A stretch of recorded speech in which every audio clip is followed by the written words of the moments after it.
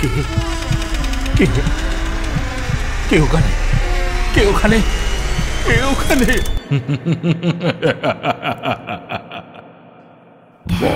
ভুতুরে, যেখানে জীবিত সব চরিত্র।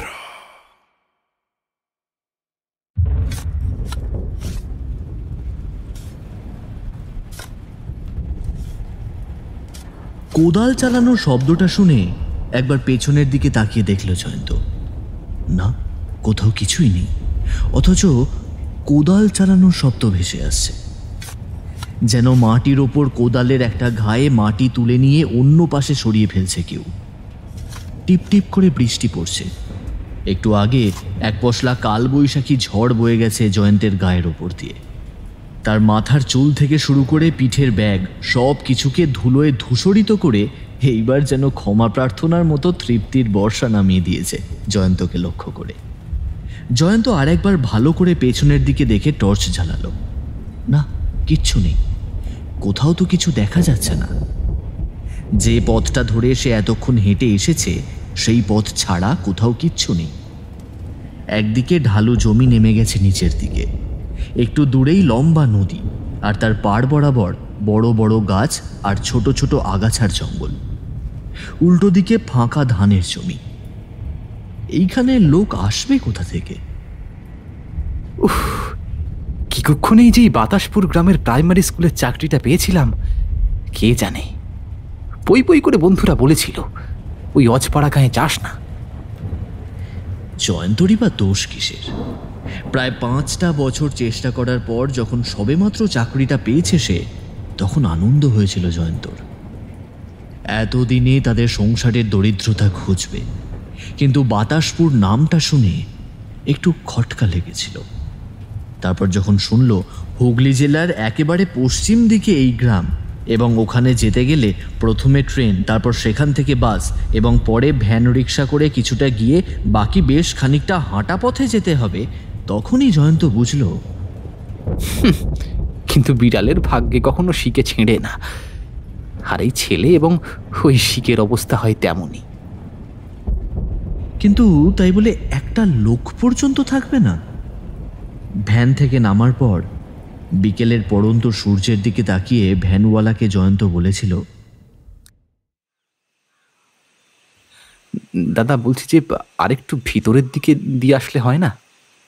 এই তো মাটির পথ তো ভালোই দেখছি, চলুন না খানিকটা নিয়ে, না হয় 2 টাকা বেশি নেবেন। আপনি বুঝতে পারছেন না বাবু, ওই পথে অন্ধকারে যাওয়াটাই ভালো নয়।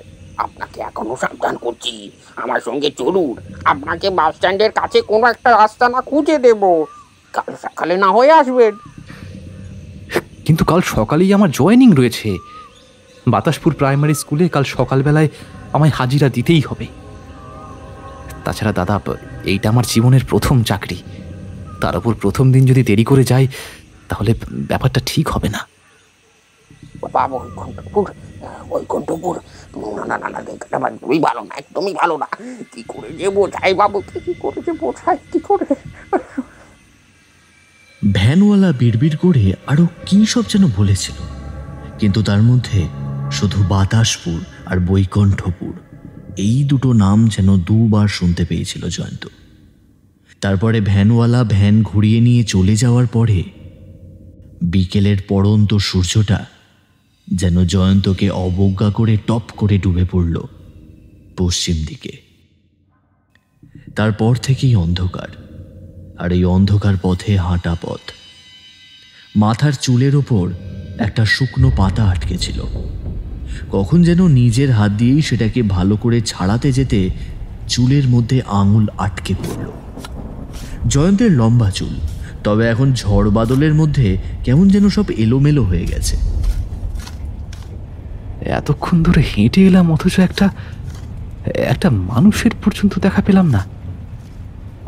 আচ্ছা, কোনো ভুল করিনি তো? লোকটা তো বলেছিল সামনে এগিয়ে গিয়ে তারপর ডান দিকে 2টো পথ চলে গেছে, একটা বৈকুণ্ঠপুর আর একটা বাতাসপুর। কিন্তু কোন পথটা বলেছিল সেটা বুঝতেই তো প্রথমে আমি ওই ডান দিকের পথটা ধরে ফেলেছিলাম, আর এখন তো মনে হচ্ছে কি মনে হচ্ছে দাদা? আর রাতের বেলা অন্ধকারে এই পথে কি করছেন? লোকটার কথা শুনে হঠাৎ করে চমকে উঠেছিল জয়ন্ত। এতক্ষণ ধরে হয়ে চলা সেই কোদালের শব্দটা যেন থেমে গেছে। কোনো রকমে পিছনের দিকে ফিরে টর্চের আলোটা লোকটার গায়ে ফেলতে লোকটা কেমন যেন একটু নড়ে উঠল। তার গায়ের রং কালচে, পরনে ছোট করে পরা ধুতির মতো কিছু, বড্ড নোংরা হয়ে রয়েছে পোশাকটা। এছাড়া ওনার কাঁধের ওপরে ফেলা একটা কোদাল, তাতে আবার খানিকটা মাটি লেগে আছে। গা থেকে ঝরঝর করে ঘাম ঝরে পড়ছে। টর্চটা তুলে লোকটার মুখটা দেখার আগে টর্চটা কেমন যেন ধকধক করে উঠল। এই রে, মনে হয় টর্চের ব্যাটারিটা শেষ হয়ে গেল। যা, বলছি যে বাতাসপুর প্রাইমারি স্কুলটা যাব, রাস্তাটা কোন দিকে একটু বলতে পারেন? বাতাসপুর যাবেন? ঠিক রাস্তাতেই তো এসেছেন। ওই যে সোজা সামনের দিকে চলে যাবেন। আপনাকে কিন্তু অনেকটা পথ হেঁটে যেতে হবে। প্রথমে বৈকুণ্ঠপুর পেরিয়ে তারপরে বাঁকা পথে বাতাসপুর যেতে হয়। ওর সামনের বাঁকের কাছে আপনি ভুল পথ ধরেছিলেন। এই আশঙ্কাই করছিল জয়ন্ত, কিন্তু ভাগ্য ভালো লোকটার সঙ্গে দেখা হয়ে গেছে, তাই বলল, দাদা বলছি যে আপনি যদি মানে আমাকে একটু পথটা দেখিয়ে দেন। আপনি কোন দিকে যাবেন? আমি বৈকুণ্ঠপুরের দিকেই যাব, কিন্তু তার আগে আমার একটু কাজ আছে। সেই কাজটা করে নিই, তারপরই যাব। জয়ন্ত একটু অবাক হলো এবং তার সঙ্গে চমকে উঠল কি কাজ সেটা ভেবে। তাছাড়া লোকটা এতক্ষণ ধরে মাটি কোপাচ্ছিল সে কথা বোঝা যায়, কিন্তু এত রাতে অন্ধকারের মধ্যে লোকটা মাটি কোপাচ্ছিল কেন? লোকটার সঙ্গে তো কোনো আলোও নেই। তাহলে জয়ন্ত দেখল লোকটা জমির দিকটায় উল্টো দিকে নেমে যাচ্ছে, এদিকে যেখানে নদীর ঢালু জায়গাটা রয়েছে সেই দিকে। কি মনে হতে জয়ন্ত হাতের টর্চটাকে পকেটের কাছে গুঁজে রেখে লোকটাকে অনুসরণ করল। দাদা, আপনার কাজ শেষ হতে কতক্ষণ লাগবে? আপনি না হয় কাজটা শেষ করে নিন, তারপরে আমি আপনার সঙ্গে যাচ্ছি। লোকটা কোনো উত্তর করল না। আলো জ্বালিয়ে আরেকটু নিচের দিকে নেমে এক জায়গায় থমকে দাঁড়ালো। জয়ন্ত সেখানে এসে পড়েছে। আকাশে চাঁদের আলো সামান্য ছিল, তবে একটু আগে ঘোর বৃষ্টিতে কালো মেঘের চাদরে চারপাশটা ঢাকা পড়ে গেছে, যেন দুষ্টু কোনো এক বালককে ঘরের জানলা বন্ধ করে কেউ বাইরের পৃথিবী থেকে আড়াল করে রাখার চেষ্টা করছে। এর মধ্যে তো যেন মাটি কুপিয়েই চলেছে। কৌতূহল হলো, এত রাতে লোকটা এখানে মাটি কুপিয়ে এত বড় গর্ত করে করছেটা কি? টর্চটা কোমরের কাছে ছিল, কি মনে হতে সেটা বার করে আরেকবার জ্বালালো জয়ন্ত। আর তারপরেই তার গোটা শরীরটা যেন ভয় থরথর করে কেঁপে উঠল। লোকটা যেখানে মাটি কোপাচ্ছে তার পাশে একটা কাপড় বিছিয়ে রাখা হয়েছে। সেই কাপড়ের উপর রয়েছে খণ্ড বিখণ্ড একটা মৃতদেহ। তার মাথাটা গলা থেকে কাটা, এমনকি হাত পা বাকি শরীরের অংশটাও যেন কেউ ধারালো কিছু দিয়ে কুচি কুচি করে কেটেছে। থরথর করে কাঁপতে লাগলো জয়ন্তের গোটা শরীর। জয়ন্ত তখনও ঠিকই ছিল।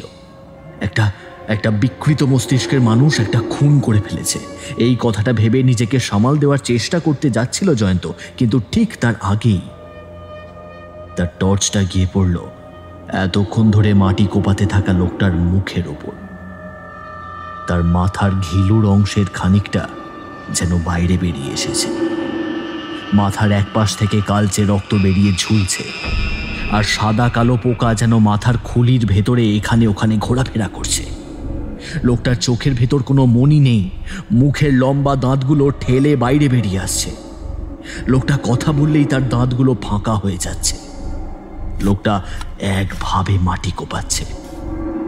জয়ন্ত কাঁপা কাঁপা গলায় কি একটা বলতে যাবে, কিন্তু ঠিক তার আগেই একটা মেয়েলি গলায় খিলখিলে হাসির শব্দ শুনে তাকাতেই জয়ন্ত দেখতে পেল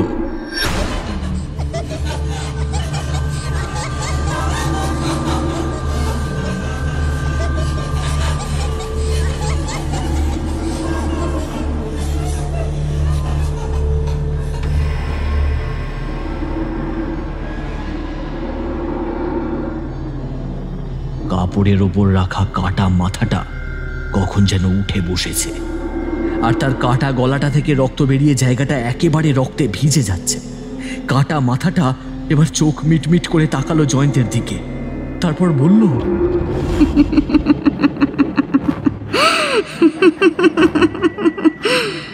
বাতাস পুড়ে যাবে, কিন্তু তোরে যে বাতাস পুড়ে যাওয়া হবে না।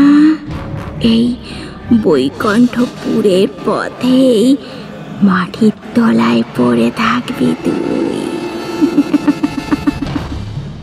কথাটা শেষ হওয়ার সঙ্গে সঙ্গে জয়ন্ত বুঝতে পারলো কি যেন তার পা দুটো শক্ত করে চেপে ধরেছে, আর তার শরীরটা ছিটকে এসে পড়লো সেই গর্তের ভেতরে, যেই গর্তের ভেতর একটু আগেই সেই কাটা ছিন্ন বিচ্ছিন্ন মৃতদেহটাকে চাপা দেওয়ার কথা ছিল। জয়ন্ত চিৎকার করতে গেল, কিন্তু তার আগেই ওপর থেকে দলে দলে মাটি এসে পড়তে লাগলো তার গায়ের ওপর।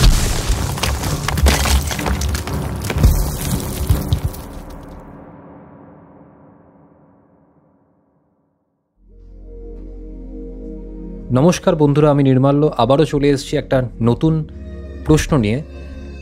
এর আগে যে গল্পটা আপনারা শুনেছেন, অর্থাৎ ঝড় বৃষ্টির খামার বাড়ি, এই গল্পটার মধ্যে বেশ অনেক রকমের তথ্য লুকিয়েছিল। তো তার মধ্যে থেকেই আমি একটা প্রশ্ন আপনাদের কাছে করছি। প্রশ্নটা হচ্ছে যে পাঁচু মামা, অর্থাৎ গল্পের একটা চরিত্র পাঁচু মামা গল্প বলছিল, তো সেই গল্প বলার শেষে পাঁচু মামা কোথায় গেলেন? তো এইটা হচ্ছে প্রশ্ন। তো এই প্রশ্নের উত্তর আপনারা নিশ্চয়ই জানেন, অবশ্যই কমেন্ট করবেন, এবং যতজন কমেন্ট করবেন তার মধ্যে থেকেই র্যান্ডামলি আমরা একজনকে পিক করে নেব, এবং তার জন্য থাকবে কিন্তু আকর্ষণীয় উপহার।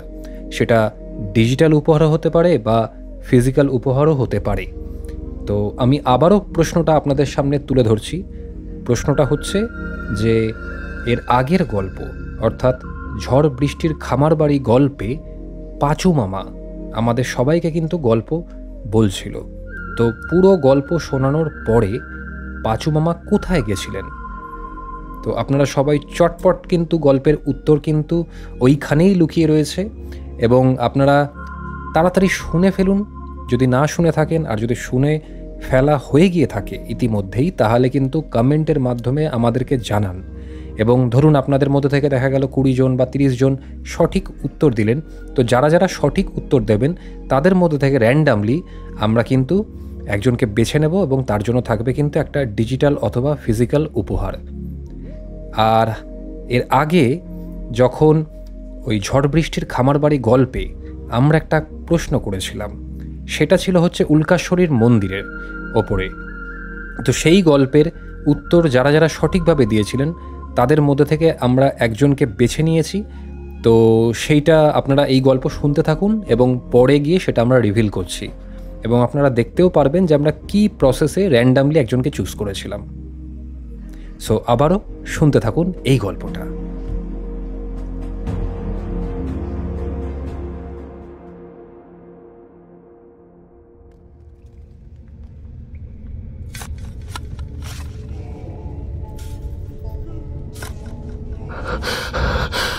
সর্বনাশ, আমি কোথায় এসে পড়লাম? তাহলে কি ওই ভ্যানওয়ালা এই কারণেই এখানে আসতে বারণ করছিল? হ্যাঁ, বাঁচাও! কে কোথায় আছো? আমাকে বাঁচাও, আমাকে বাঁচাও! জয়ন্ত চিৎকার করতে গেল, কিন্তু তার চিৎকারের শব্দ কেউ শুনতে পাবে বলে মনে হলো না। আশেপাশে এতক্ষণ পর্যন্ত একটাও মানুষ সে দেখেনি। ঠিক তখনই আকাশের চাঁদটাকে কালো মেঘ ঢেকে দিয়ে তীব্রভাবে আবার নেমে এলো সেই বৃষ্টিটা। ঝুমঝুম করে বৃষ্টি পড়তে লাগলো। বৃষ্টির সঙ্গে মাটি চুইয়ে জল কাদা এসে ঢুকতে লাগলো জয়ন্তের দিকে। ততক্ষণে ওপর থেকে মাটি ফেলে চাপা জায়গাটা প্রায় ভরে ফেলেছে লোকটা, শুধু মুখের কাজটা বাকি। জয়ন্তের মুখটা বাইরে বেরিয়ে আছে। এমন সময় হঠাৎ করে একটা টর্চের আলো এসে পড়লো জয়ন্তের মুখের ওপর। দূর থেকে শোনা গেল কেউ যেন বলছে, এই কে রে ওখানে? কে ওখানে? আমি জয়ন্ত। দাদা, আমাকে দয়া করে বাঁচান দাদা, আমাকে দয়া করে বাঁচান। একটু আগে যে পথের কাছে জয়ন্ত দাঁড়িয়েছিল সেই পথের কাছে দাঁড়িয়েই একজন আলোটা ফেলছে। লোকটা আবার বলে উঠল, জয়ন্ত, কিন্তু জয়ন্ত নামের কাউকে তো আমি চিনি না। আমাদের এই বৈকুণ্ঠপুর গ্রামে জয়ন্ত নামের কেউ আছে বলে তো মনে হয় না। আরে দূর মশাই, দাদা আমি এই গ্রামের নই। আমি আমি আসছি আমি আসছি কাটুয়া থেকে। লোকটা কিন্তু তখনও টর্চটা বাড়িয়ে বারবার এদিক ওদিক ফেলে কি যেন দেখতে লাগলো। হঠাৎ জয়ন্তর মাথাটা গরম হয়ে গেল। সে বলে উঠল, আরে দূর শালা, এখানে আসুন না, আমাকে এখান থেকে বাঁচান। কখন যে মাটির ভেতরে ঢুকে যাবো তার ঠিক নেই। আরে বাবা, আমার নাম ঠিকানা শুধু নয়, এমনকি আমার ফেসবুক আইডি পর্যন্ত আপনাকে দেবো, সব কিছু আপনাকে দেবো। দয়া করে আমাকে বাঁচান। এই কথায় লোকটা কেমন একটু ভরসা পেল। আরো খানিকটা সামনের দিকে এগিয়ে এসে টর্চের আলো ফেলে জয়ন্তের শুধু মুন্ডুটা মাটির তলা থেকে বেরিয়ে আছে দেখতে পেয়ে ওরে বাবা, গাও! কেমন যেন ভয় হাউমাউ করে আবার পালিয়ে যাবে বলে উদ্যত হতেই জয়ন্ত নিজেই বলে, আরে দাদা ভয় পাবেন না, আমার মাথা থেকে পা পর্যন্ত সব ঠিক আছে, শুধু মাটির তলায় ঢুকে গেছি। আমাকে একটু দয়া করে বাঁচান, উদ্ধার করুন আমাকে। এইবার লোকটা যেন খানিকটা সাহস পেয়ে এগিয়ে এলো। জয়ন্তকে ভালো করে দেখে নিয়ে সামনের দিকে এসে নরম মাটি হাত দিয়ে সরাতে লাগলো লোকটা। টর্চ এক পাশেই রাখা। বলল, আরে আপনি কি সর্বনাশ করেছেন! জানেন না এখানে কোনটা মানুষ কোনটা ভূত, কোনো কিছু ভালোভাবে বোঝা সম্ভব নয়। আপনি বেরিয়ে আসুন, তারপরে বুঝতে পারবেন। লোকটা দু হাতে মাটি সরাতে লাগলো। মাটি নরম ছিল, তাছাড়া বৃষ্টির জলে সামান্য ভিজে জল কাদা মতো হয়ে গেছে। আর একটু মাটি সরাতে জয়ন্ত হাতটা বার করতে পারল, তারপর অন্য হাত, তারপরে শেষে কাদা মাটি থেকে লোকটার হাত ধরে কোনো রকমে বাইরে বেরিয়ে এলো জয়ন্ত। একেবারে পা থেকে গলা পর্যন্ত কাদা লেগে রয়েছে, পিঠের ব্যাগটায় কাদা ভরে রয়েছে, ধুয়ে নেওয়া দরকার। তাই লোকটার সঙ্গে জয়ন্ত এগিয়ে গেল জলের দিকে। তারপর ঢালু জায়গা দিয়ে নামতে নামতে জয়ন্ত বলল, কি যে বিপদে পড়েছিলাম দাদা, আপনাকে বলে বোঝাতে পারবো না। আরে একটা লোক জানেন, ওইখানটায় কোদাল দিয়ে মাটি খুঁড়ছিল, তারপর ওরে বাবা রে! লোকটা হাউমাউ করে উঠল। লোকটার চোখে চশমা, রোগা লম্বা, পরনে সাদা পাঞ্জাবি মতো পাতলা একটা পোশাক আর পায়জামা। আপনি যার কথা বলছেন সে তো ভবানী। বৈকুণ্ঠপুরে ভবানীকে সকলে চিনত। ওরা আরো ঢালু দিয়ে হাঁটতে হাঁটতে নদীর দিকে এগিয়ে এসেছিল। জায়গাটা আগাছায় ভরা, যদিও তাতে করার কিছুই নেই। জয়ন্ত জলে নামলো। লোকটা ওপর থেকে বলতে লাগলো, খুব বাঁচা বেঁচে গেছেন দাদা, বুঝলেন, খুব বাঁচা বেঁচে গেছেন। ভবানী রাতের অন্ধকারে এই পথে কাউকে গেলে তাকে ধরে মাটি চাপা দিয়ে দেয়। জয়ন্তর এত ভয় আর দুঃখের মধ্যেও কেমন যেন হাসি পেয়ে গেল। বলল, হ্যাঁ, মাটি চাপা দিয়ে দেয়? রজতাভ দত্ত নাকি? শুধু বালির বদলে মাটি? আচ্ছা, কিন্তু ব্যাপারটা কি বলুন তো? জয়ন্ত ততক্ষণে নিজের পোশাক আশাকের কাদা ধুয়ে নিচ্ছে। একবার মনে হয়েছিল ডুব দিয়ে দিলেই হয়, কিন্তু সেটা আর ইচ্ছে হলো না। বৃষ্টির মাঝে নদীর জল ভীষণ ঠান্ডা বলে ব্যাগটা আগেই ধোয়া হয়েছে। তাছাড়া ব্যাগটা ওয়াটারপ্রুফ, ভেতরে জল কাদা কিছুই ঢুকতে পারবে না। বেশ কিছু প্রয়োজনীয় জিনিসপত্র, এমনকি মোবাইলটা পর্যন্ত ব্যাগে রয়েছে। এদিকে আসার পরে মোবাইলের নেটওয়ার্ক একদম নেই, সেটা ভালোভাবেই দেখে নিয়েছিল। লোকটা উপরে বসে আছে, জয়ন্ত নিজেকে ধুয়ে নিচ্ছে, আর লোকটা বলছে, ওটা ভবানী। আজ থেকে প্রায় 5 বছর আগে এক বর্ষা রাতে ও নিজের বউকে কেটে কুটি কুটি করে ঠিক ওইখানে মাটি খুঁড়ে পুঁতে রাখার জন্য এসেছিল। সে কাজটা করতে পারেনি, ধরা পড়ে গিয়েছিল। কে একজন দেখে ফেলেছিল ভবানীকে। তারপরে গ্রামে খবর দিতেই গ্রামের লোকেরা ছুটে এসে ভবানীকে হাতে নাতে ধরে ফেলে। প্রায় সবটাই পুঁতে ফেলেছিল, খালি মাথাটা বাকি ছিল। মাথাটার জন্যই ধরা পড়ে যায় ভবানী। তবে এই আশ্চর্যের ব্যাপার হলো, ভবানী বারবার চিৎকার করে বলেছিল সে মাথাটা পর্যন্ত মাটির তলায় চাপা দিয়েছিল, অথচ অথচ মাথাটা নাকি নিজে থেকে জল কাদার মধ্যে বাইরে বেরিয়ে এসেছিল। বুঝুন কাণ্ড। এতক্ষণ পর জয়ন্তর হাসি পেল। একটু আগে ঘটে যাওয়া অদ্ভুত ব্যাপারটাকে সে মোটেই বিশ্বাস করতে পারছিল না। মানুষের স্বাভাবিক বৈশিষ্ট্যই যতক্ষণ সে ভয় পায় ততক্ষণ অলৌকিকতাকে বিশ্বাস করে, কিন্তু সেই ভয় আস্তে আস্তে সরে গেলেই সমস্ত কিছু যেন মিথ্যে মনে হতে শুরু করে। জয়ন্তের শরীর থেকে একটু একটু করে কাদার পরত ধুয়ে যাওয়ার সাথে সাথে যেন তার মন থেকে ধুয়ে যাচ্ছিল একটু আগেই ঘটে যাওয়া হাড় হিম করা ভয়ের অভিজ্ঞতাটুকু। হয়তো গোটা ঘটনাটার অন্য কোনো ব্যাখ্যা দেওয়া যেতেই পারে। হয়তো ভবানী কিংবা তার ওই কাটা শরীরের বউটাকে জয়ন্ত দেখেনি, দেখেছিল অন্য কিছু। নিজের মনকে হোক কিংবা ভয়কে হোক, এভাবে বুঝিয়ে জল থেকে উপরের দিকে উঠে আসতে যাবে জয়ন্ত, এমন সময় একটা ব্যাপার দেখতে পেয়ে পুরানো সেই ভয়টা এক ঝটকায় তার গায়ে যেন জ্বরের মতো ফিরে এলো। সদাশিব নামের সেই লোকটা নদীর পাড়ে যেখানে বসে আছে ঠিক তার পিছনেই দাঁড়িয়ে রয়েছে ভবানী। ওই বিভৎস মুখের খুলি পর্যন্ত এখান থেকে দেখা যায়। পোকাগুলো কিলবিল করে ঘুরে বেড়াচ্ছে মাথার খুলির ভেতরে। তার হাতে সেই কোদালটা, কোদালের শেষে লেগে রয়েছে রক্ত। সেই কোদালটা তুলে এনে সদাশিবের ঘাড় বরাবর নামিয়ে আনছে। এমন সময় জয়ন্ত চিৎকার করে উঠল, সরে যান, ওখান থেকে সরে যান দাদা, ওখান থেকে সরে যান। মুহূর্তের জন্য জয়ন্তের চিৎকার শুনে সদাশিব সেখান থেকে এক লাফে সরে গেল।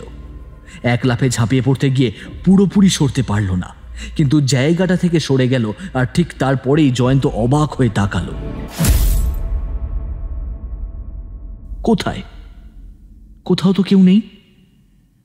ততক্ষণে সদাশিব মাটির কাদামাটি থেকে উঠে দাঁড়িয়েছে। তারও পাঞ্জাবিতে পায়জামাতে কাদা লেগে গেছে। আরে কি হলো দাদা?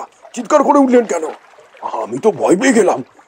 ভাবলাম কি নাকি ভবানী আবার তার ওই রক্ত মাখা কোদালটা তুলে আমায় মারতে এলো নাকি। সদাশিব কথাটা মজার ছলে বললেও জয়ন্ত কিন্তু ভয় পেল। কিছু একটা গন্ডগোল হচ্ছে।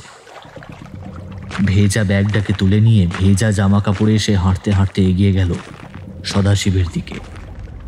তারপর বলল, এখানে বেশিক্ষণ দাঁড়িয়ে থাকা যাবে বলে তো মনে হচ্ছে না দাদা। আচ্ছা, আপনার বাড়ি তো এখানেই হবে। আপনার বাড়িতে যদি আজকের রাতটা কোনো মতে কাটিয়ে কাল সকালে আমি বাতাসপুর প্রাইমারি স্কুলে চলে যাই, তাহলে আপনার কি খুব অসুবিধা হবে? লোকটা মুখ তুলে তাকালো জয়ন্তের দিকে। লোকটা তার পাঞ্জাবিতে লেগে থাকা কাদাগুলোকে ছাড়ানোর চেষ্টা করছিল। তখন বৃষ্টি কমে গেছে, হাওয়াটাও বন্ধ হয়ে এসেছে, আর আকাশ পরিষ্কার হয়ে আবার দেখা যাচ্ছে পূর্ণ চন্দ্র। চিন্তা করবেন না দাদা, বেশ বুঝতে পারছি আপনি ভয় পেয়েছেন। এরকম আমাদের গ্রামে এর আগেও হয়েছে। চলুন আপনাকে আমার বাড়িতে নিয়ে যাই। কাল সকালে বাতাসপুর প্রাইমারি স্কুলে চলে যাবেন। কিন্তু সেখানে যাবে কোথায়, কি করতে এসেছে? হাঁটতে হাঁটতে জয়ন্ত ওসব কথা খুলে বলল সদাশিবকে, আর সদাশিবেরও সমস্ত কথা জানতে পারল জয়ন্ত।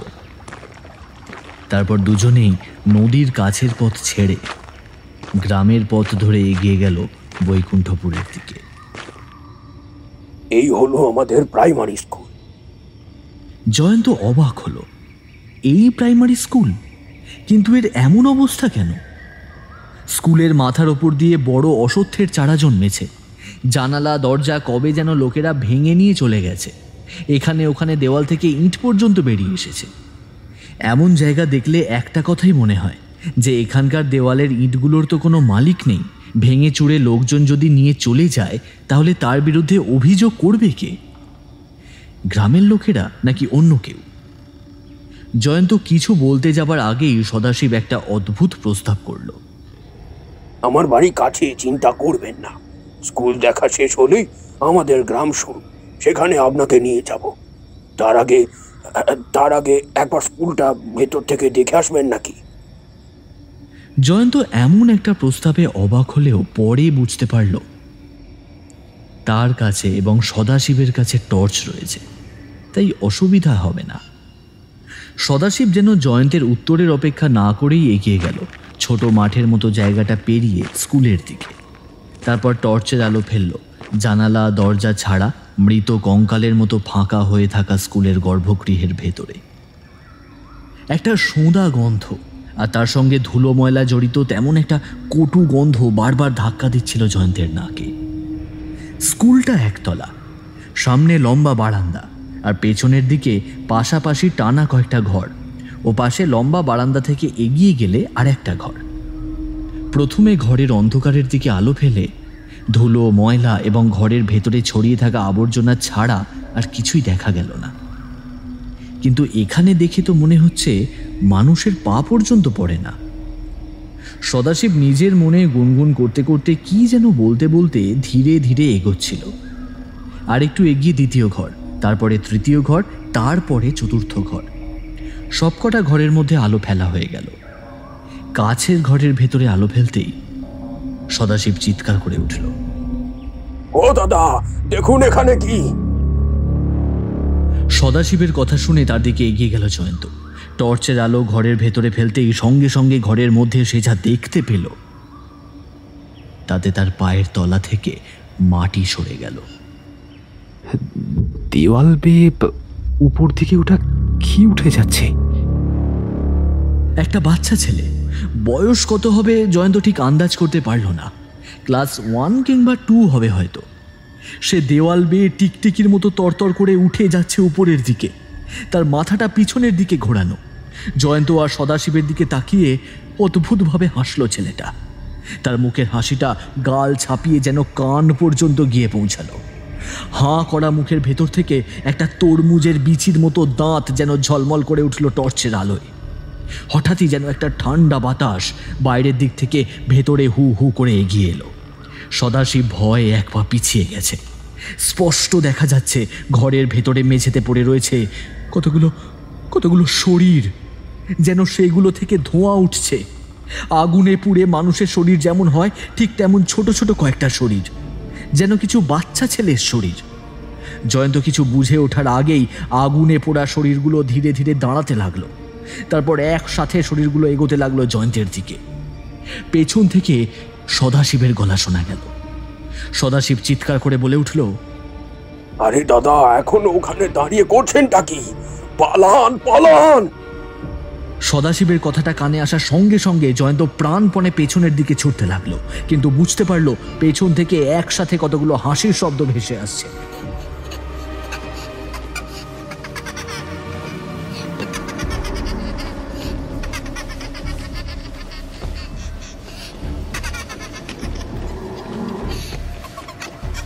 আর তার সঙ্গে কতগুলো ছোট ছোট পায়ের শব্দ, যেন ধূপ ধূপ করে কেউ দৌড়ে আসছে তার দিকে। চাঁদের আলোটা তখন পুরোপুরিভাবে ফুটেছে। ভাঙা জানলা দরজাগুলোর মধ্যে থেকে চাঁদের আলো জলের স্রোতের মতো ঢুকে পড়েছিল বারান্দার কাছে। কি মনে হতে জয়ন্ত ছুটতে ছুটতে একবার পেছনের দিকে তাকাতেই দেখতে পেল শুধু বারান্দার মেঝে নয়, দেওয়াল ধরে 4 হাতে পায়ে ঠিক একটা ব্যাঙের মতো লাফাতে লাফাতে কতগুলো কালো পুড়ে যাওয়া শরীর ছুটে আসছে তার দিকে। একটা তীব্র মাংস পোড়া গন্ধে চারপাশটা ভরে গেছে।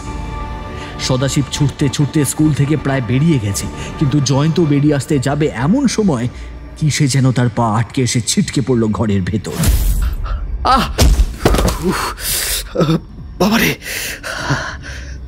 একটা বেঞ্চের ভাঙা অংশে পা লেগেই সে ছিটকে পড়ে গেছে। প্রচণ্ড ব্যথার সুর বেরোলো তার কণ্ঠ দিয়ে। ততক্ষণে কালো পোড়া পোড়া শরীরগুলো ছুটে এসেছে তার কাছে।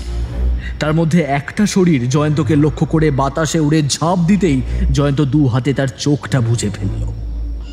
কিন্তু ঠিক তখনই সঙ্গে সঙ্গে কিছু একটা শব্দ হলো, আর তারপরেই জয়ন্ত শুনতে পেল সদাশিবের গলা। তাড়াতাড়ি আসুন! আরে তাড়াতাড়ি আসুন দাদা! কি করছেন? উঠে পড়ুন, উঠে পড়ুন, শুয়ে থাকবেন না! জয়ন্ত কোনো রকমে চোখ থেকে হাত সরাতেই দেখতে পেল সদাশিব দাঁড়িয়ে আছে, তার হাতটা বাড়িয়ে। জয়ন্ত ওঠার জন্য হাতটা ধরতে যাবে, তখন সদাশিব কি জন্য যেন টর্চটা তুলে সামনের দিকে ফেলল। তারপর বলল, উঠে পড়ুন তাড়াতাড়ি। জয়ন্ত দুহাতে ভর দিয়ে কোনো রকমে উঠে পড়ল। পায়ের কাছে বেশ ভালোই লেগেছে। তার পাশে সেই পোড়া পোড়া গন্ধটা থাকলেও পোড়া মূর্তিগুলো আর নেই। বোধহয় সদাশিবের আলোতে তারা আবার পালিয়েছে। কোনো রকমে ভাঙা স্কুল থেকে বাইরে খোলা মাঠের মধ্যে এসে জয়ন্ত আর সদাশিব দুজনেই একসঙ্গে হাঁপ ছাড়ল যেন। কোন কুক্ষণে যে আপনাকে বলেছিলাম ওই স্কুল বাড়ির মধ্যে ঢুকতে। কিছু মনে করবেন না দাদা, চলুন। আর নয় এখনই, এবার সোজা বাড়ি যাই।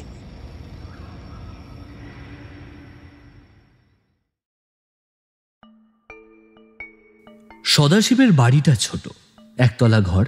আগেকার দিনের ঘর যেমন দেখা যেত অনেকটা তেমন। পাকা ঘর হলেও মাথায় টালি।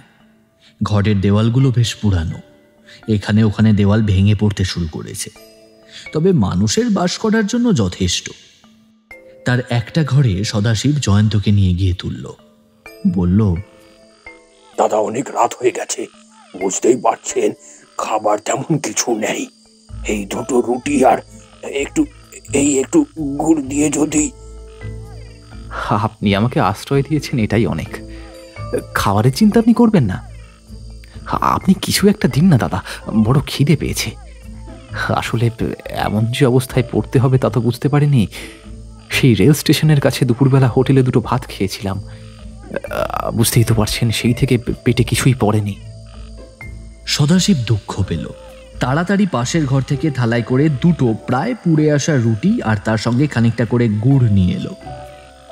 তারপর দুজনে মিলে খেতে খেতে কথা বলতে লাগলো। আচ্ছা দাদা, আমি তো ওই বাতাসপুর প্রাইমারি স্কুলের টিচারের জন্য এসেছি, কিন্তু স্কুলের যে অবস্থা দেখলাম তাতে কি করা যায় ঠিক ঠিক বুঝতে পারছি না, বুঝলেন? আরে আপনাকে কে বলেছে ওটা বাতাসপুর প্রাইমারি স্কুল? দেখেননি ঢোকার সময় লেখা ছিল বৈকুণ্ঠপুর প্রাইমারি স্কুল। বাতাসপুর এখান থেকে অন্যদিকে। আপনাকে কাল সকালে পৌঁছে দেব। গ্রাম শেষ করে তারপর ডান দিকে যেতে হয়। আপনি বোধহয় ওই মাটির বড় রাস্তার কাছে পথের কাছে বাঁক ভুলে নিয়েছিলেন। প্রথম ডান দিকে নয়, দ্বিতীয় ডান দিকে ঢুকলে তারপর বাতাসপুর চলে যেতে। এটাই মনে হয়েছিল জয়ন্তর। রুটি খাওয়া শেষ করে ওরা যে যার মতো ঘরে চলে গেল। একটা ঘরে জয়ন্ত আর অন্য ঘরে সদাশিব। সারাদিনের এমন ক্লান্তি আর অদ্ভুত ব্যাপার পেরিয়ে এখন গোটা শরীর জুড়ে নেমে আসছিল ঘুম। তাই বিছানায় শোয়ার একটু পরেই দু চোখ বন্ধ করে ঘুমিয়ে পড়েছিল জয়ন্ত।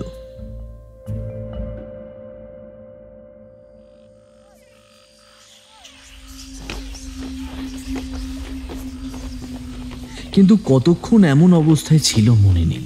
হঠাৎ করে কাঁধে যেন ফিসফাস শব্দ শুনে জয়ন্তর ঘুমটা ভেঙে গেল। ঘরের ভেতর একটা হ্যারিকেন জ্বালিয়ে দিয়েছিল লোকটা। কি কারণে ইলেকট্রিসিটি নেই না কি যেন ব্যাপার, কিন্তু এখন হ্যারিকেনটা নিভে গেছে। ঘরের ভেতর কালো অন্ধকার ঘুটঘুট করছে। যেন জয়ন্তর মনে হলো তার বিছানার আশেপাশে কারা যেন খসখসে পায়ে হেঁটে চলেছে আর ফিসফিস করে কি যেন বলছে। জয়ন্ত বিছানা ছাড়ল না, চুপ করে শুয়ে শুনতে লাগলো আশেপাশে যারা কথা বলছে তারা কি বলছে। তারপরেই গোটা শরীরে আবার সেই ভয়টা ফিরে এলো।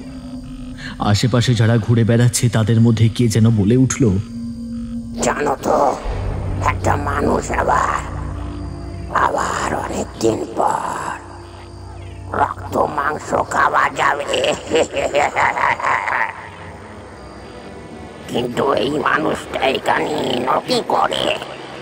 তাছাড়া এই বাড়ির ভেতরে এমন ভাবে আমার তো মনে হচ্ছে কেউ ওকে নিয়ে এসেছে, নিজেই খাওয়ার জন্য এসেছে। নিজের খাওয়ার জন্য নিয়ে এলেই হবে। ভবানীর হাত পেরিয়ে ওই স্কুলের ওই পোড়া বাচ্চাগুলোর হাত পেরিয়ে এইখানে যখন এসেছে তখন নিশ্চয়ই ওর পেছনে কেউ আছে। জয়ন্ত বুঝতে পারছিল যারা কথা বলছে তারা মানুষ হতে পারে না। মানুষের গলার স্বর এমন বিভৎস ভয়ঙ্কর হয় না। একটা ঠান্ডা হাওয়ার স্রোত যেন বয়ে চলেছে। জয়ন্তের ইচ্ছে করছিল চিৎকার করে সদাশিবকে ডাকতে। চারপাশে যারা রয়েছে তারা ওকে নিশ্চয়ই ঘুমন্ত ভেবেছে, তাই এখনো নিজেদের মধ্যে কথা বলছে। যদি একবারও চিৎকার করে ওঠে তাহলে সদাশিব ছুটে আসার আগেই এখনই ওকে খেয়ে নেব। প্রথমে ঘাড় ভেঙে সারা শরীর থেকে রক্ত চুষে নিয়ে। ঠিক তখনই ঘরের দরজাটা খোলার মতো শব্দ হলো, আর সেই সঙ্গে জয়ন্ত হাউমাউ করে বিছানা থেকে ছিটকে গেল। ঘরের ভেতর হ্যারিকেনটা দপ করে জ্বলে ওঠার সঙ্গে সঙ্গে দরজার দিক থেকে সদাশিবের টর্চের আলো এসে পড়ল ঘরের ভেতর। আর জয়ন্ত সেই আলোতে দেখতে পেল তার বিছানার দুপাশে দুটো শরীর। তাদের পরনে কাপড়ের চিহ্ন মাত্র নেই, উলঙ্গ দুটো শরীর, বিভৎস। তাদের গোটা শরীরও গাছের গুঁড়ির মতো, আর রক্ত মাংস যেন তাদের শরীরে পাকা পাকা ফলের মতো ঝুলছে। মুখটা বিভৎস লম্বা, রোগা মুখ, হাঁ করা। মুখের ভেতরে দাঁতের চিহ্ন মাত্র নেই, কালো কালো গর্ত নাক আর মুখের জায়গায়। বিভৎস সেই মুখগুলো থেকে যেন থকথকে জেলির মতো রক্ত মাংসের দলা গড়িয়ে গড়িয়ে পড়ছে মাটিতে। আলো পড়তেই তারা চিৎকার করে উঠল। একজন বলল, কার এত সাহস বৈকুণ্ঠপুরে আমাদের গায়ে আলো ফেলে? আবার এসেছিস তোরা? বলেছি না আসবি না, বলেছি না ও আমার। সদাশিবের কথা শেষ হওয়ার আগেই ঘরের ভেতরে হ্যারিকেনটা দপ করে আবার নিভে গেল। দুটো অদ্ভুত অট্টহাসি চলতে লাগলো ঘরের ভেতর। সদাশিব জয়ন্তকে এক হাতে টেনে ঘর থেকে বাইরে বের করে দরজাটা বন্ধ করে দিল। তারপর বারান্দার মতো জায়গাটায় একটা চেয়ারের উপর জয়ন্তকে বসিয়ে নিয়ে সদাশিব বলতে লাগলো, আমার আগেই সব কিছু বোঝা উচিত ছিল, আমায় আগেই সব কথা তোমায় বলা উচিত ছিল দাদা। কি যে বলবো আমাদের গ্রামের দুর্ভাগ্যের কথা। আজ রাতে সব কথা থাক, বড় কাল সকালে তোমায় বলবো। রাতের বেলা সে সব বলে যাই হোক, আজকে রাতে তুমি এখানেই থাকো দাদা, আমি এখানেই আছি। আমি থাকলে তোমার কোনো ক্ষতি কেউ করতে পারবে না। সদাশিবের দিকে অবাক হয়ে তাকিয়ে রইল জয়ন্ত। লোকটা তাকে বারবার বিপদ থেকে রক্ষা করছে, কিন্তু এখানে হচ্ছেটা কি? প্রথমে নদীর ধারে, তারপর স্কুলে, তারপর এখন ঘরের ভেতর বিছানার পাশে। ওরা কারা? মানুষ নয় সে কথা বুঝতে অসুবিধা হয় না, কিন্তু সদাশিব তাকে ওদের কাছ থেকে বারবার বাঁচিয়ে দিচ্ছে কি করে? জয়ন্ত একটা দীর্ঘশ্বাস ফেলে বলল, আমি সব কথা জানতে চাই। এই গ্রামে কি হচ্ছে, বৈকুণ্ঠপুর আসলে কি? আমায় দয়া করে বলুন সদাশিব বাবু, আমি সবটা জানতে চাই, দয়া করে বলুন। সদাশিব একটা দীর্ঘশ্বাস ফেলল, তারপর টর্চটা টেবিলের এক পাশে রেখে নিভিয়ে দিল। জানালা থেকে চাঁদের অল্প আলো এসে ঢুকছে ঘরের ভেতর। দাদা, আপনার যাওয়ার কথা ছিল বাতাসপুরে, আপনি এসেছেন বৈকুণ্ঠপুরে। বৈকুণ্ঠপুর আজ থেকে প্রায় 5 বছর আগে পর্যন্ত বড় গ্রাম ছিল, বাতাসপুরের চেয়েও বড় গ্রাম। বাতাসপুর আর বৈকুণ্ঠপুর আসলে একই জায়গায়। আপনি ভ্যান থেকে নেমে যে রাস্তা ধরে এসেছেন সেখান থেকে দুদিকে দুটো পথ মিলে গেলেও আসলে বৈকুণ্ঠপুর শেষ হলেই বাতাসপুর শুরু। সেইবার প্রচন্ড বর্ষায় বৈকুণ্ঠপুর প্রায় জলে ডুবে গিয়েছিল। আসলে বৈকুণ্ঠপুরের দিকে নদী অনেক কাছে, তাছাড়া আমাদের দিকটা একটু নিচু। এইবারে বন্যাতে বৈকুণ্ঠপুরের মানুষদের বেশ অসুবিধা হয়েছিল নদীর দিকে যারা ঢালু জমির দিকে থাকে। তারা সকলে গিয়ে উঠল উঁচু বাড়িগুলোর দিকে। এমনকি বৈকুণ্ঠপুর প্রাইমারি স্কুলেই অনেকের জায়গা করে নিয়েছিল।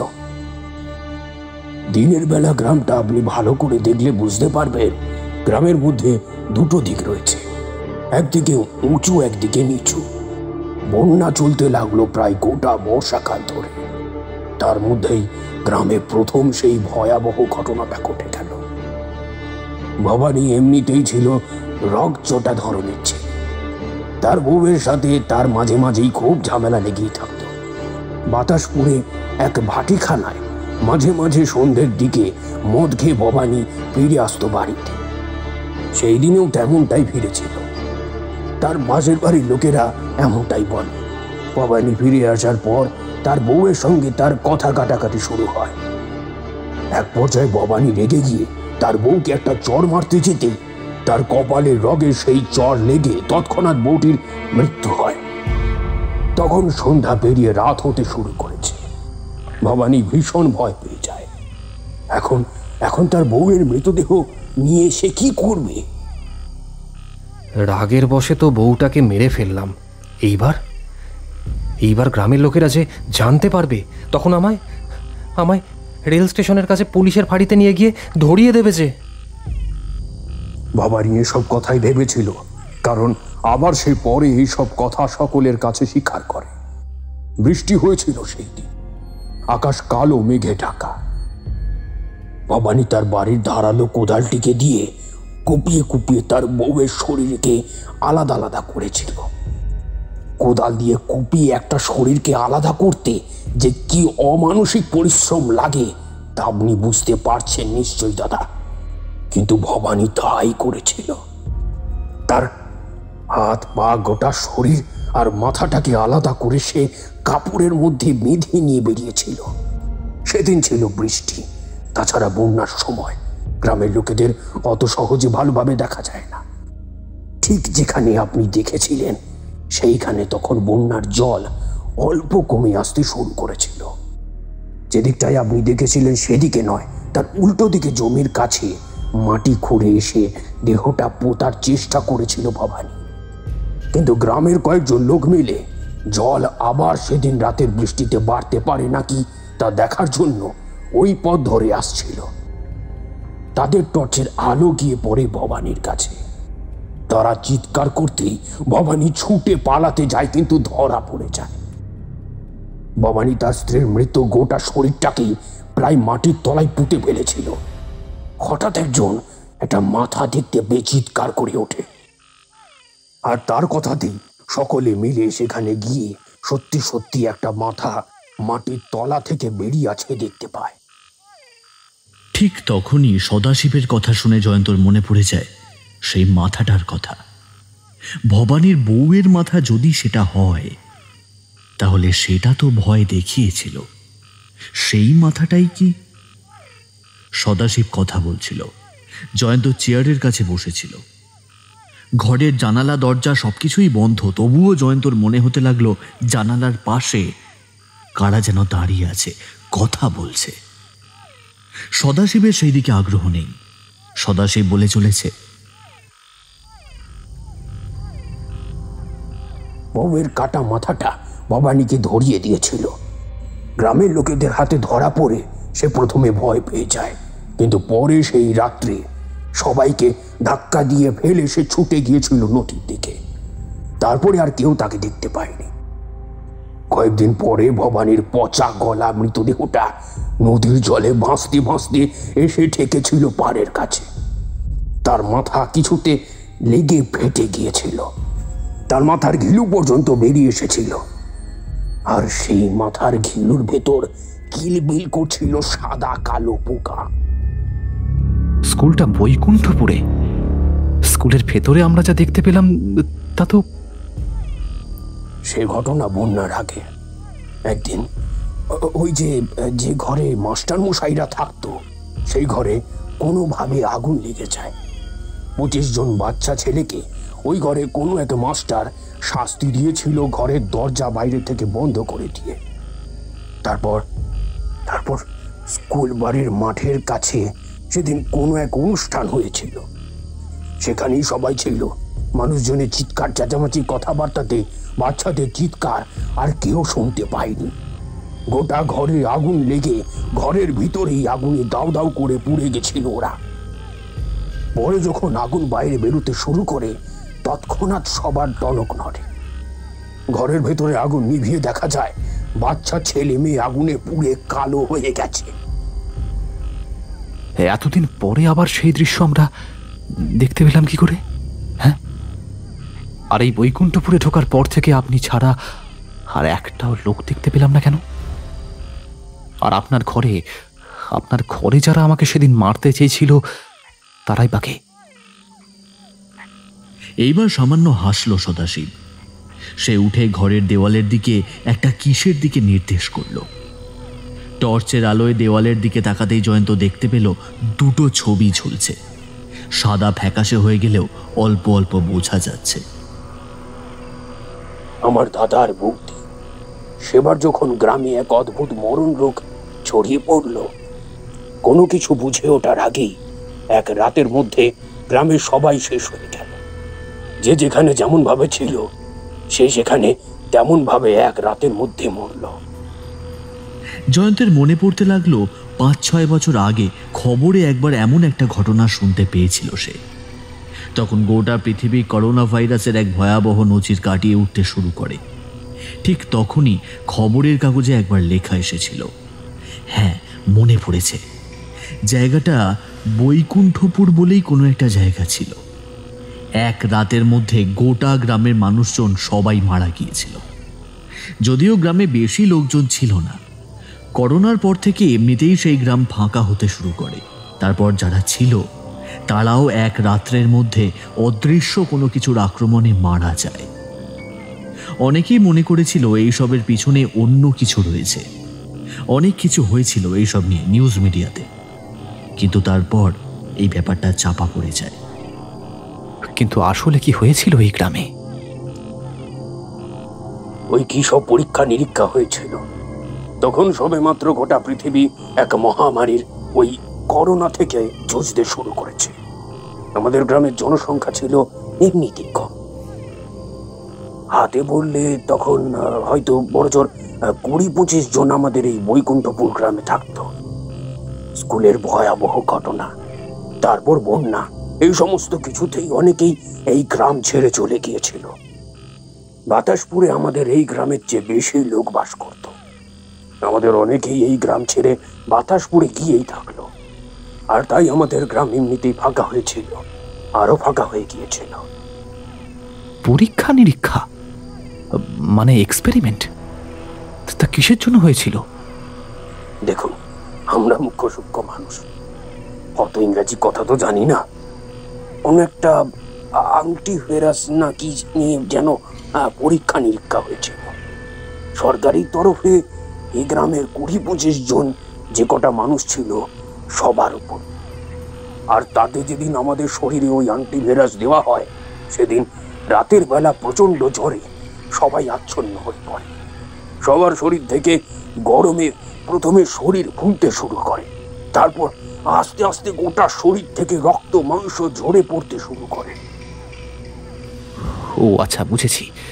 আর ওটা আংটিভাইরাস না, ওটা অ্যান্টিভাইরাস। যাকে, হ্যাঁ, আমি শুনেছিলাম বটে এই সময় বেশ কিছু ভাইরাস অ্যান্টিভাইরাস নিয়ে পরীক্ষা নিরীক্ষা হয়। কিন্তু বৈকুণ্ঠপুর গ্রামে যে এমন একটা পরীক্ষা হয়েছিল সেটা তো আমি জানতাম না। এই বলে অবাক হয়ে জয়ন্ত তাকিয়ে রইল সদাশিবের দিকে। এতক্ষণ পর ভালোভাবে সদাশিবের দিকে তাকিয়ে দেখতেই বুঝতে পারল সদাশিব জানালার দিকে তাকিয়ে আছে। ওই জানলার বাইরে কেউ আছে সদাশিব বাবু? সদাশিবের মুখে আর কোনো অভিব্যক্তি দেখা গেল না। জানালার দিকে তাকিয়ে থেকেই সরাসরি বলতে লাগলো, এতগুলো মানুষ কিছু জানতে পারেনি, কিচ্ছু বুঝতে পারেনি। ওদের মিথ্যে কথা বলা হয়েছিল। ওদের মিথ্যে কথা বলে ওদের শরীরে ঢুকিয়ে দেওয়া হয়েছিল সেই মরণ বিষ। তার জন্য মানুষগুলো একটা রাতের মধ্যে মারা পড়ল। অথচ জানেন দাদা, কেউ জানতে পারলো না সে কথা। বলা হলো গ্রামের লোকজন গ্রাম ছেড়ে চলে গেছে অন্য কোথাও। আর যারা গ্রামের বাইরে ছিল তারা ফিরে এসে যখন খোঁজ খবর করলো, স্টেশনের কাছে থানায় অভিযোগ করলো যখন, তখন তাদের সবাইকে পুলিশ মারধর করলো। মিথ্যে কথা বলে মিথ্যে বয়ান লিখে নিল পুলিশ যে এই গ্রামের সবাই শহরে চলে গেছে। কিন্তু এত কিছু হয়ে গেল, এতগুলো মানুষ মারা গেল, আর কেউ জানতে পারলো না।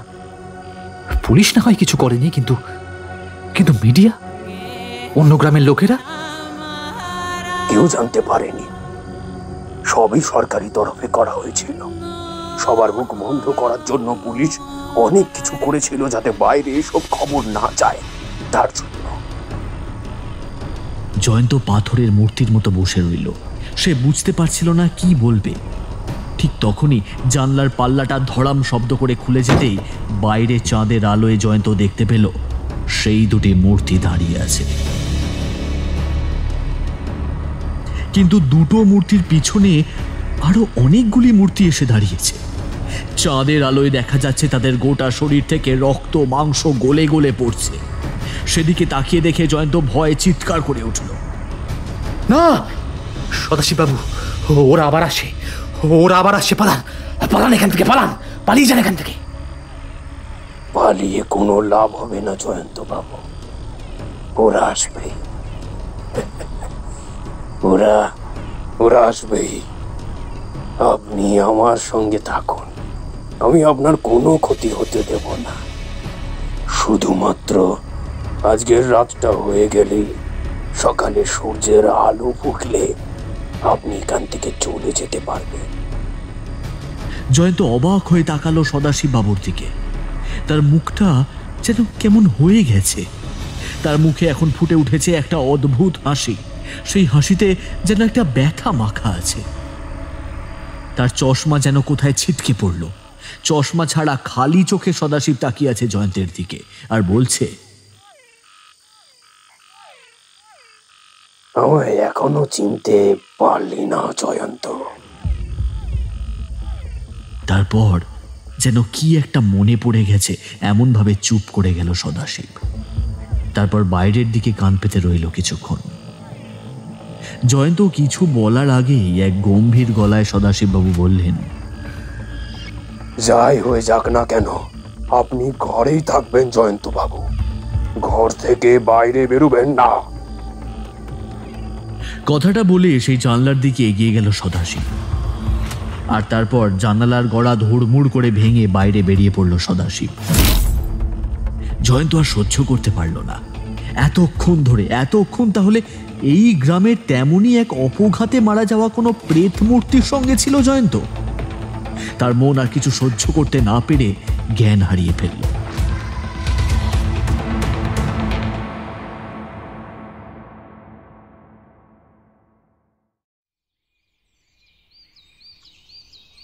পরদিন সকালে যখন ঘুম ভাঙল, সেই সময় সে দেখতে পেল সে রয়েছে একটা ভাঙাচোরা পরিত্যক্ত ঘরের মেঝেতে। কোনো রকমে সেখান থেকে বাইরে বেরিয়ে আসতেই অবাক হয়ে গেল জয়ন্ত। কাল রাতে ঢোকার সময় তো উঠোনে এত জঙ্গল মনে হয়নি, এখন এমন মনে হচ্ছে কেন?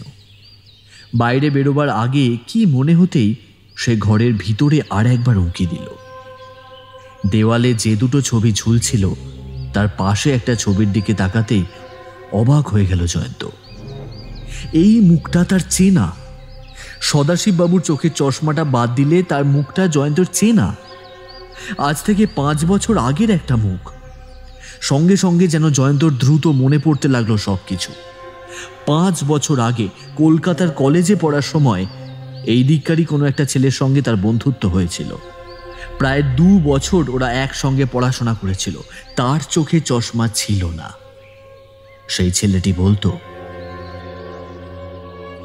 আমার বাবা মা গ্রামে থাকে বুঝলি, পড়াশোনা করে একটা ভালো চাকরি পেলে ওদের সেখান থেকে নিয়ে আসবো। আমাদের ওদিকে বড় কষ্ট, ইলেকট্রিসিটি ভালোভাবে নেই, জল সময় মতো আসে না, তাছাড়া স্টেশনে পৌঁছাতে হলে অনেক সময় লেগে যায়। জয়ন্তর মনে পড়তে লাগলো সব কথা। হ্যাঁ, ঠিক লকডাউনের সময়ই তো। সেই সময় তো শেষবারের জন্য সদাশিবের সঙ্গে দেখা হয়েছিল একবার। সদাশিব গ্রামে ফিরে যাবে বলেছিল। তারপর আর তার সঙ্গে যোগাযোগ করা হয়ে ওঠেনি। সদাশিবের গ্রামের দিকে নেটওয়ার্ক পাওয়া যেত না। তাছাড়া তাদের ওখানে ইলেকট্রিসিটিও ভালোভাবে ছিল না। সদাশিবের কথা শুনে জয়ন্ত মাঝে মাঝে অবাক হয়ে বলতো, তোরা হুগলি জেলার মধ্যেই থাকিস? তোদের ওখানে ইলেকট্রিসিটি নেই? আচ্ছা, এমন জায়গায় থাকিস কেন বলতো? ছবিটার দিকে তাকিয়ে জয়ন্ত চিনতে পারল তার কাছের পুরনো বন্ধু সদাশিবকে। আর সঙ্গে সঙ্গে কাল রাতের সমস্ত ব্যাপারটা পরিষ্কার হয়ে গেল। পিঠের ব্যাগটা তুলে নিয়ে জয়ন্ত পথে নামল। বাতাসপুর যেদিকে সেদিকেই একবার চেষ্টা করতে লাগলো।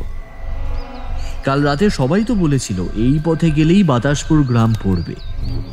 ঠিক তখনই সাইকেল নিয়ে একজনকে আসতে দেখা গেল, আর তার সঙ্গে কাল রাতে দেখা সেই ভ্যানওয়ালা।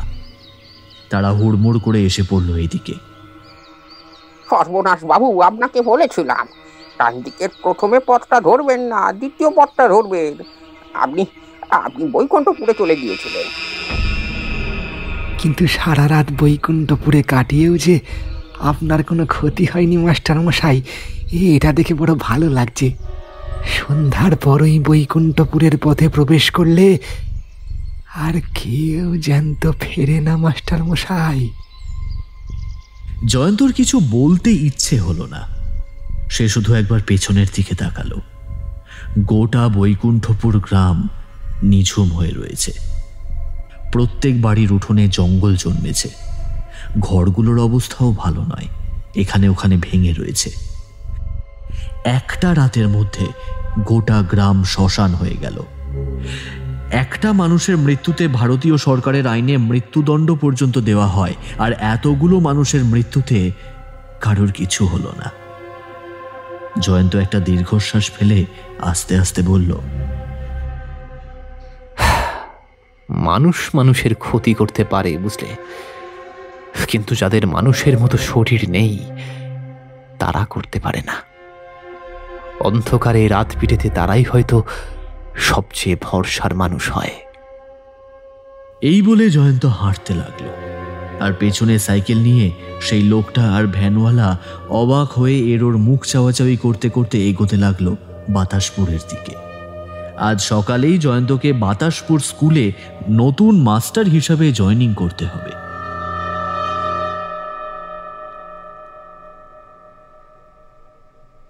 নমস্কার, আমি নির্মাল্য আপনাদের সাথে রয়েছি গল্পের শুরু থেকে শেষ অবধি, এবং বংভূতুরে ইউটিউব চ্যানেলের বলতে পারেন ডিরেকশন থেকে শুরু করে সম্পূর্ণ নির্দেশনাই আমি দেখি। তো যাই হোক, এই গল্পটা কেমন লাগলো সেটা তো পরের কথা, সেটা আপনারা অবশ্যই কমেন্ট করে জানাবেন। কিন্তু এই গল্পটার মধ্যে কিন্তু অনেক কিছুই লুকিয়ে রয়েছে, যেগুলো কিন্তু আমরা কিন্তু প্রশ্ন হিসেবে কিন্তু নেক্সট যে গল্প আসবে তাতে কিন্তু করব। তো সেটার জন্য অবশ্যই এই গল্পটা যারা একবার শুনেছেন তাদেরকে বলবো যে দরকার পড়লে আবারও আরেকবার শুনবেন। আর যারা এখনও পর্যন্ত শোনেননি, ডাইরেক্ট মানে কোনোভাবে এই জায়গাতে এসে আমার এই ভয়েস শুনছেন, তো তাদেরকে বলবো যে অবশ্যই গল্পটা কিন্তু ভালো করে শুনবেন, কারণ এই গল্পের মধ্যে কিন্তু অনেক প্রশ্ন লুকিয়ে আছে। তার মধ্যে থেকেই কিন্তু একটা প্রশ্ন আমরা করব। তো যাই হোক, বেশি কথা বাড়িয়ে সময় নষ্ট করব না। এই যে এর আগে আমরা যে উল্কাশ্বরীর মন্দির গল্পে একটা প্রশ্ন করেছিলাম, তো সেইখানে অনেকেই উত্তর দিয়েছেন, অনেকে ভুল উত্তর দিয়েছেন, অনেকে সঠিক উত্তর দিয়েছেন। তো তার মধ্যে থেকে যারা সঠিক উত্তর দিয়েছেন তাদের যে নাম, মানে তাদের যে প্রোফাইল নেম, সেইটাকে আমি চ্যাট জিপিটির মধ্যে ফেলেছিলাম, এবং ফেলার পরে সেইখানে আমি চ্যাট জিপিটিকে জিজ্ঞেস করেছিলাম যে একটা র্যান্ডাম একটা নাম বেছে নেওয়ার জন্য।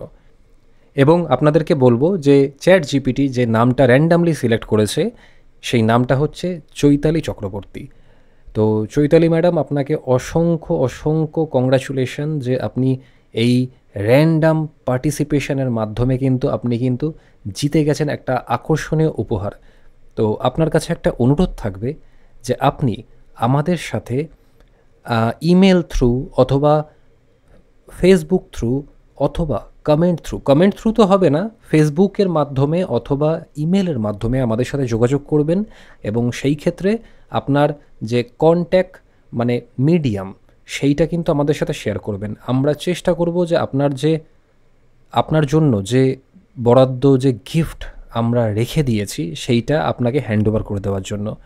তো হতে পারে যে সেটা ফিজিক্যালি সম্ভব নয়, সেটা ডিজিটালি আপনার কাছে হ্যান্ডওভার হয়ে যাবে। তো আপনি যখন এই মানে আমার এই কথাগুলো যখন শুনবেন তখন প্লিজ প্লিজ প্লিজ পজিটিভলি আপনি কিন্তু আমাদের সাথে ইমেল মাধ্যম অথবা ফেসবুক মাধ্যমে কিন্তু যোগাযোগ করবেন। তো বাকি যারা যারা সঠিক উত্তর দিয়েছিলেন তাদেরকে অসংখ্য ধন্যবাদ যে পার্টিসিপেট করার জন্য। তবে আপনারা জিততে পারলেন না এইটা কিন্তু ভাববেন না যে আগামীতেও আপনারা জিততে পারবেন না। আগামীতেও কিন্তু আপনার নাম কিন্তু র্যান্ডামলি কিন্তু চ্যাট জিপিটি নিতে পারে। তাই প্রত্যেকটা গল্পের মধ্যে আমি যে প্রশ্ন করব, তো সেই প্রশ্নের উত্তরটা সঠিকভাবে আপনারা কিন্তু কমেন্টে জানাবেন। তো র্যান্ডামলি আমি চ্যাট জিপিটিকে জিজ্ঞেস করব যে এতজনের মধ্যে একটা র্যান্ডাম নাম নেওয়ার জন্য। হতে পারে যে নেক্সট নামটা কিন্তু আপনারই হবে।